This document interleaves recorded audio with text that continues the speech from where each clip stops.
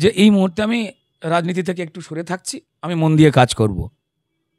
তৃণমূলের বিরুদ্ধে একটাও কোনো খারাপ কথা বলবো না, অন্যায় নিয়ে একবারও মুখ খুলবো না, না কোনো ছবি আঁকবো, না কোনো কবিতা বলবো, না কোনো বক্তব্য রাখবো। আপনি তো অভিনেতা রুদ্রনীল ঘোষ হিসেবে ঠিক ছিলেন, আপনি কেন রাজনীতির ময়দানে নামতে গেলেন? পেটের ভাত তো এই ধরনের প্রশ্ন আপনারাই করবেন।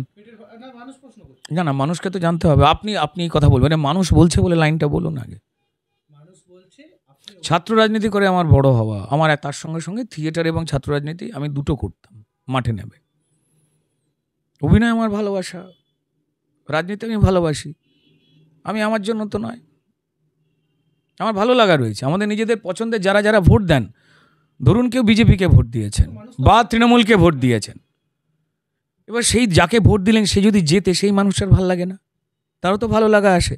তাতে তার কি জীবনযাপন চেঞ্জ হয়ে গেল? তার রাস্তা সোনা দিয়ে বাঁধানো হলো, তার বাড়িতে 1 কোটি টাকা চলে এলো বস্তায়, তা তো নয়, কিন্তু তাদের ভালো লাগা থাকে। আবার প্রচুর লোক আছে বড় বড় কথা বলেন, বিরাট জ্ঞানের কথা, কিন্তু নিজের নাগরিক অধিকার সুনিশ্চিত করতে, নিজের সরকার গড়তে তিনি বাড়ি থেকে ভোট দিতে বেরোন না। এরম প্রচুর মানুষ রয়েছেন যারা জ্ঞানের কথা বলেন। তো যাই হোক না কেন,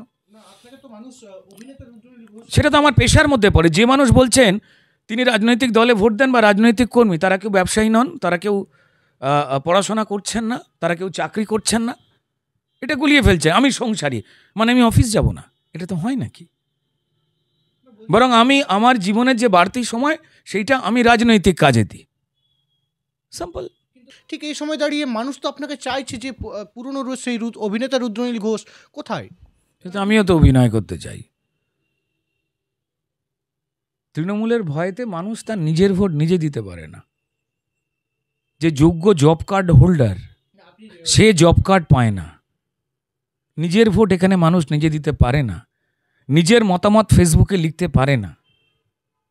যোগ্য লোকেরা চাকরি পায় না, অযোগ্যরা পায়।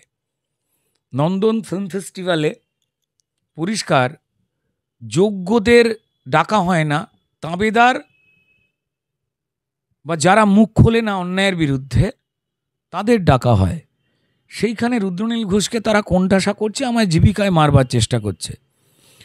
কার জন্য করছি আমি এটা? আমি এই কষ্টটা সহ্য করছি কার জন্য? কাল যদি আমি অ্যানাউন্স করে দিই যে এই মুহূর্তে আমি রাজনীতি থেকে একটু সরে থাকছি, আমি মন দিয়ে কাজ করব, তৃণমূলের বিরুদ্ধে একটাও কোনো খারাপ কথা বলবো না, অন্যায় নিয়ে একবারও মুখ খুলবো না, না কোনো ছবি আঁকবো, না কোনো কবিতা বলবো, না কোনো বক্তব্য রাখবো, আমার কাজের ঢেউ আছড়ে পড়বে, মাসে যা ইনকাম করি তার থেকে আরও কয়েক লক্ষ গুণে টাকা আমার রোজগার হয়ে যাবে।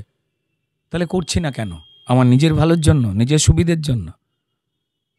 নাকি আরও 5টা মানুষ যাদের আমি পছন্দ করি, তাদের মধ্যে অনেককে হয়তো আমি চিনি না, কিন্তু রাজনীতি আমার এত বড় বৃহত্তম গণতন্ত্রের দেশে একমাত্র পথ অনেকগুলো মানুষ কেমনভাবে থাকবে সেটা ঠিক করবার জন্য। সোশ্যাল মিডিয়ায় আলোচনা করা যায়, অসুবিধা হচ্ছে না তো আমার? বাকি যারা পেটের ভাত কমাতে চান না, হারাতে চান না, আমি তাদের ভীতু বলবো না, আমি তাদের সুযোগ সন্ধানী বলবো না, তারা তাদের মতো। আপনি যে কোনো কাজ করতে যান, আপনাকে 4টে লোক সমালোচনা করে সে নিজের যে ফ্রাস্ট্রেশন সেটা মেটায়। কেউ কোনো কিছু জানে না, হঠাৎ করে আপনি ফেসবুকে ধরুন একটা ফুলের ছবি দিলেন, কোন একটা রাজনৈতিক দলের সমর্থক পরিষ্কার লিখল, কিরে চুরির ফুল, হয়তো সেই লোকটা তৃণমূল করে। আবার ধরুন পরিষ্কার একটা হলুদ রঙের কেউ ফুল দিল, কোনো একটি মানুষ যে প্রকাশ্যে সিপিএম করে, তার নিচে আর কিছু লোক গিয়ে কমেন্ট করলো, হ্যাঁ লাল ফুল নেই সূর্যমুখী, এবার আস্তে আস্তে কি গেরুয়া হয়ে যাবে। এবার ধরুন আমাকেও 10টা কথা বলে। এই যে আমি বাংলাদেশ নিয়ে কথা বলছি, বাংলাদেশের অজস্র উগ্রবাদী চিন্তাভাবনা যারা ভারতবর্ষের পতাকা পায়ের নিচে মাড়ায়, তারা আমাকে যা নয় তাই পাচ্ছে ভাষায় আক্রমণ করছে, খারাপ কথা বলছে, নোংরা কথা বলছে। হ্যাঁ বলছি আমি হিন্দু মৌলবাদী। আপনি মুসলমান বা অন্য ধর্ম চর্চা করলে আপনাকে এটা না সিপিএমের 34 বছর ধরে তৈরি করা একটা বীজ আপনার মাথায় ঢুকিয়ে দেওয়া হয়েছে। দুটো, এক, আপনি যদি আপনার সনাতন ধর্ম পালন করেন তখন আপনাকে পরিষ্কার বলা হবে হিন্দু মৌলবাদ। 2, যদি কেউ মুসলমান ধর্মই এইভাবে পালন করে নিয়মনিষ্ঠভাবে, তাকে বলা হবে ধর্মপ্রাণ মুসলমান। এই ব্যাটার ছেলেরা করেছে, আর এরা এই মানুষকে গুলিয়ে দিয়েছে যে গরিব সে সৎ, আর যে সামান্য স্বাচ্ছন্দ্যের পয়সা রোজগার করেছে সে চোর বা বুর্জোয়া। এখান থেকে আমাদের বেরোতে হবে, সত্যিটাকে ফেস করতে হবে। বলছি অনেকে বলছে আপনি গিরগিটি বা আপনি সুবিধাভোগী, আপনি সিপিএম ছেড়ে তৃণমূল হয়ে বিজেপিতে এসছেন, যখন তখন রং বদলান, কেন গিরগিটি হন বলুন তো? আমার ইচ্ছা, আমার বাবার ইচ্ছা। মানুষ যেমন সিদ্ধান্ত পাল্টা, আমিও পাল্টেছি। 4 আনা পয়সা চুরি করার জন্য যদি কোনো অভিযোগ থাকে করুক। এই দলগুলো কেন নিজেদের আদর্শ বা মতামত পাল্টেছে সবার আগে সই কৈফিয়ত দিক, যারা এই কথাগুলো বলে না এখন খুব একটা বেশি। আপনার শীতকালে কাজ নেই তাই আপনি এই সমস্ত বেশি প্রশ্ন না না কমেন্ট বক্সে কি আছে? কমেন্ট বক্সে আরে দূর মশাই, দলের মাথা বলে না, কিন্তু মানুষ জানতে চায় তো। এত মানুষ নেই। হাজারখানা কমেন্টের মধ্যে 4টে লোক বলে, এই তো চিরকাল থাকবে। আপনি কালকে পরিষ্কার একটা নতুন জামা পরে বেরোন, এই 4টে লোকই বলবে হ্যাঁ চুরির নাকি।